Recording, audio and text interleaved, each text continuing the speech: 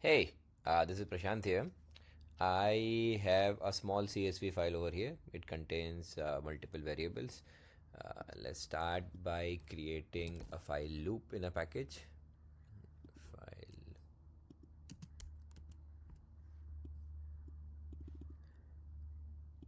This is the location of my file. You need to ensure that use hash for variable is turned on. Click on OK. Now first we want to create an empty JSON. Okay, so you will come over here and say user defined variable plus and say my JSON and make it an empty array. Then we shall use set JSON object property.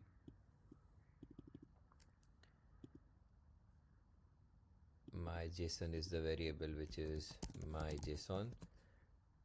Now the properties we want to add are the headers of your CSV file. In my case, the first one is QBID. I'm going to make it a static and the value will be variable. Now the output of this entire item is in this value called result value. Okay, let me just show this to you.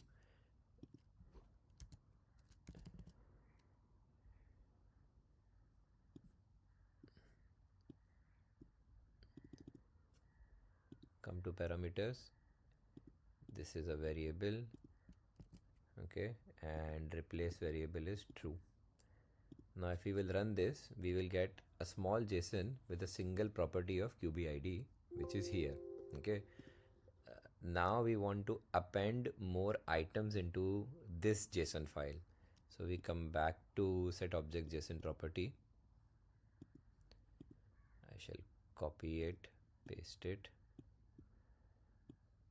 and this time my JSON file is no longer my JSON. Slightly confusing. It's going to be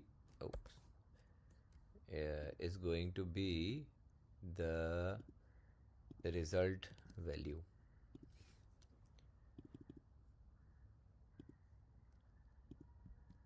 So this is my JSON file. Now the second property I want is here, record ID.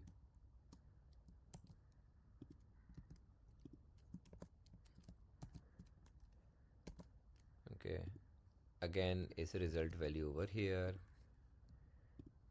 We do another of set JSON.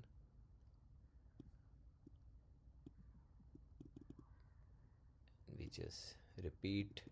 This is supposed to be a variable. The last property that I want to add is status.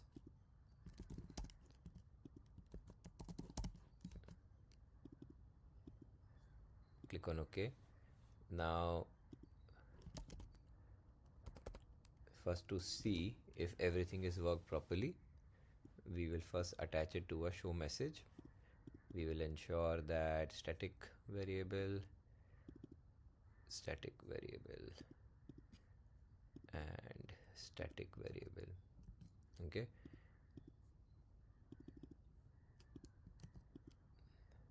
we will do this as a variable again, and we want to show this value. Click on OK. Now if we run this loop, we should have our object property.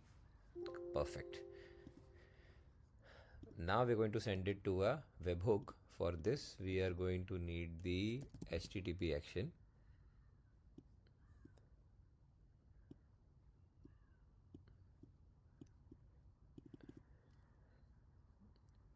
You will use the API property that you've got. We definitely do need a body which will be a JSON body. It's a variable. This is where we store result value.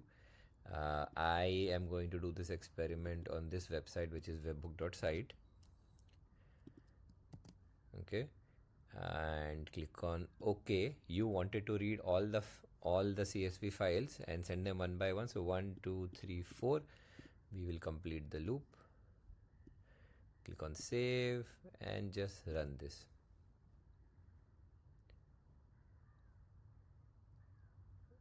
it ran 4 times. If we come back over here, we've got 4 variables. I don't think you would have to save this at a JSON property, but if you wanted to, you could write to a file over here. I hope this helps you. Thank you.